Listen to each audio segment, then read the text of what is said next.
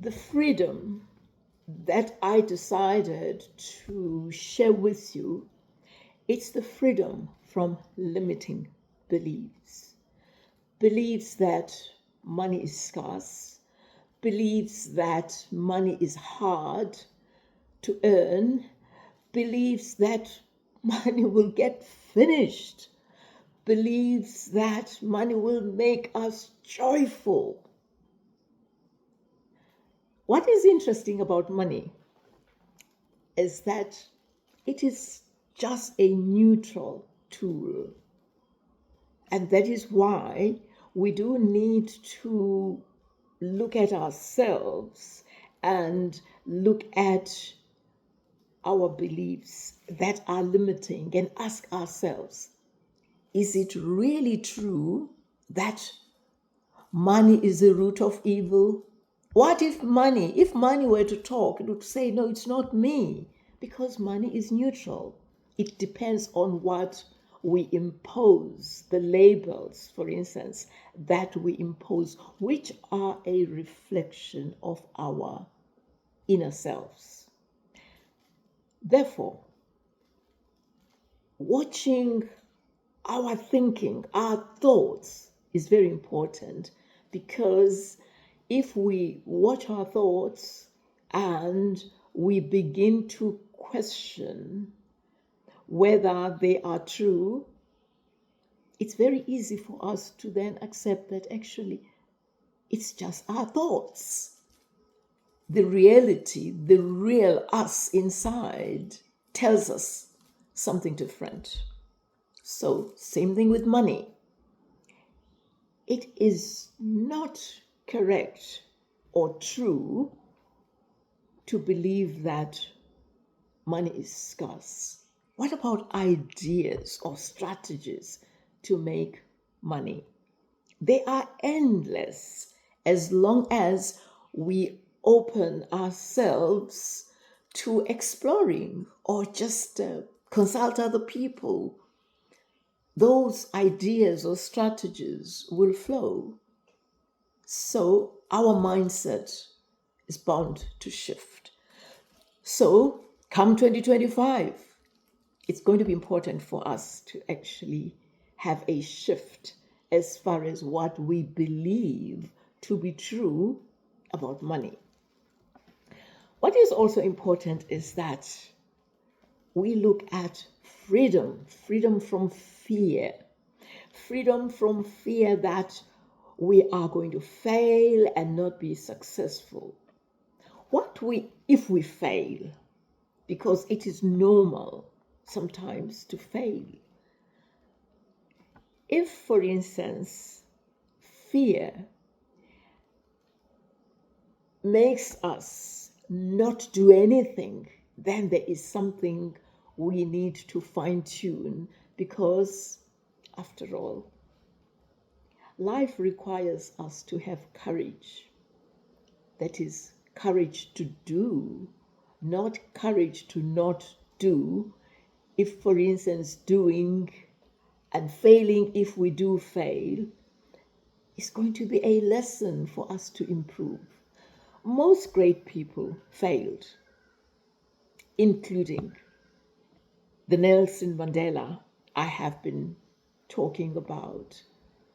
What is important is that those great people failed, but they got up and carried on with life with courage. So fear is supposed to assist us again to look at our thoughts. Why are we afraid? What if something happens? What if it doesn't happen after we have dropped everything because we are afraid? Going forward in 2025, we do need to befriend ourselves actually and observe our thoughts, because our thoughts can be very interesting, and they are not us. They are thoughts of fear, because of what we have imbibed for years, the noises out there.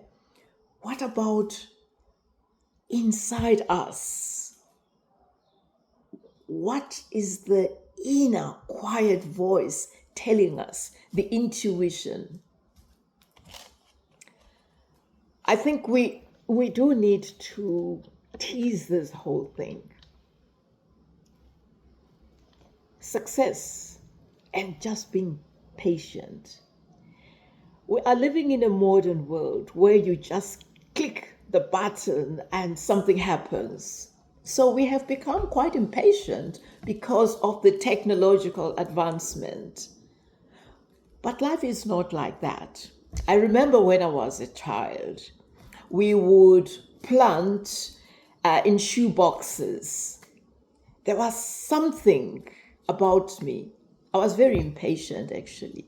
Every day I will go to my little garden where the shoebox was and check if the seeds have germinated. I would go there every day. One day, my mother, I think, must have been observing what I was doing. She just said to me, just leave that garden alone, even if it's for 2 days, because the seeds will germinate. It was quite interesting, and I have learned, and I'm still learning, to be patient and allow matters or things to unfold or to just grow organically, because there are things, matters that are totally outside my control, but they happen. Not because I'm at the driving seat. So, patience. I do hope that again, as we usher the new year, we are going to learn just to be patient. Integrity. Integrity and success, again, are very important. Taking shortcuts, even if we are desperate, doesn't usually augur well for success. It doesn't augur well for coming up with ideas and strategies to make money. Because, again, we look at the next door person who has this and that, and we want to be like them. We miss the point. We miss the point that lasting things require patience to grow, to germinate, to be rooted, so that with confidence and courage, we know that we are just fine. We are anchored. If we've made mistakes, we've learned from those mistakes. Taking shortcuts can be very costly. What is also important, if we look at money and success, it's the importance of being self-aware. Do we know who we are? Are we in a position to say, this business opportunity, this deal is not aligned with my values, that I need to gently let it pass, no matter how lucrative it is? I learned when I worked closely with my mentor, Madiba, the importance of self-awareness and integrity, so that whatever I do makes me sleep comfortably with myself. Not because we are saints, it's just the right thing to do. When we are self-aware, we learn to trust our intuition. We learn to look at or observe our thoughts and realize that they are just our thoughts. And then we just let them flow by and be anchored to where we are supposed to be because we know who we are. I just want to share with you a job offer. It was 10 years ago when I was headhunted and I was offered a job. I turned that job down 3 times. I was just too scared to accept it. And the reason being, I'm a person who expresses herself. I didn't want to rub people the wrong way around and be fired. So I just said thanks, but no thanks. The last time when I had a meeting about that offer, I drove home in a very conflictual situation. There was inner conflict, but I did not understand why all of a sudden, after turning down the offer 2 times, the 3rd time, I was in a conflict situation. After consulting 3 people I trusted, they were telling me to accept the offer.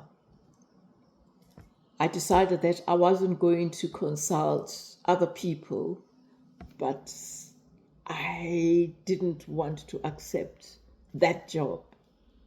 I was very restless. It was a Friday and I was restless right up to after midnight. Something happened. Something that was like a quiet thought, very quiet thought, said to me, Linda, it's not just a job. You are being called to serve. It's hard to believe this, even to me. The conflict dissipated. At that time, I was relaxed.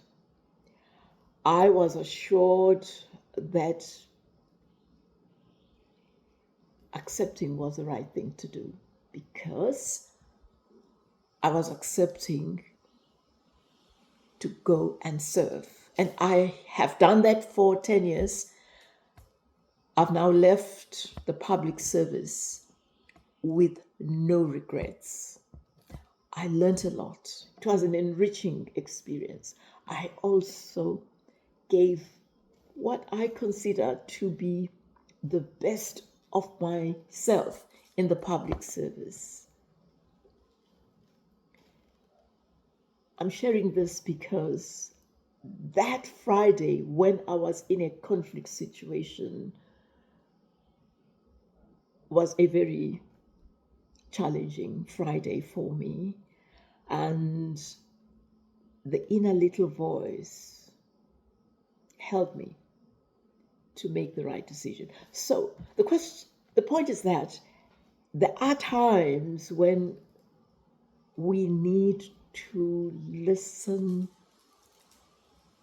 to a quiet inner voice, intuition, call it what may, that becomes the guide and the counselor when we are faced with big decisions, actually. Success and social life. I don't mean social lives, keeping up with the so and so's, being in the A group and attending those glitzy, glotzy functions. I simply mean friends, family, and of course myself, because I am learning to be a friend to myself and just sit quietly to sip tea or coffee and mull over plans that I want to pursue, or I start observing my thoughts, or I jot down preparation for what I am expected to offer. That social relationship is very important because, as I indicated, we grow and learn to observe our thoughts without any condemnation, by the way. That's very important. Without any judgment and condemnation. That's my thought. Surely there is the other side of the coin. I do have these dialogues with me. Is it really true? What about this and that? That's a social aspect of success, family, friends, being friendly to myself, giving a listening ear, but at the end of the day, being the best counselor so that whatever I do to the best of my ability. I do with integrity, even if nobody is listening or watching.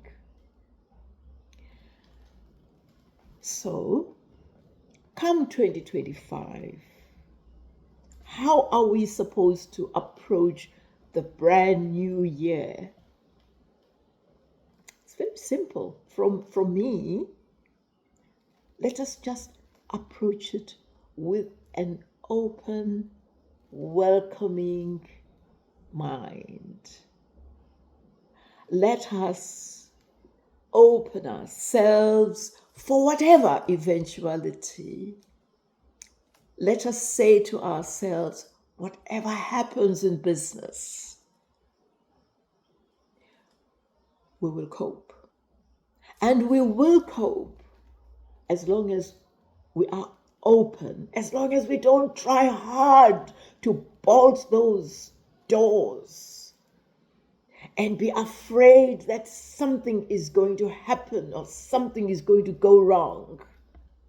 Imagining all the scary stuff of what will go wrong when it hasn't happened, because we are here and now.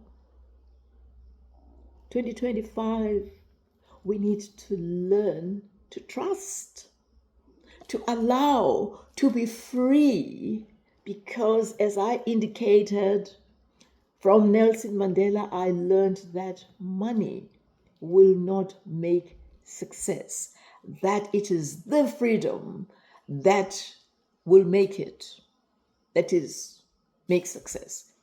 Freedom from all these limiting beliefs and fears, anger, judgment, just to be open and trust that all will be well.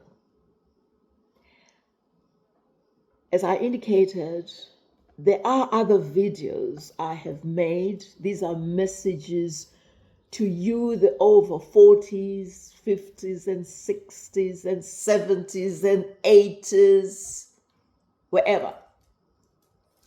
Messages from me to you so that I inspire you and you inspire me, and you will inspire me if I receive your comments, Criticism, that will be fine. I will listen as long as it is made in good spirit. Otherwise, I do wish you an amazing 2025. A 25 we are just going to embrace with openness and trust that all will be well. Thank you very much for watching.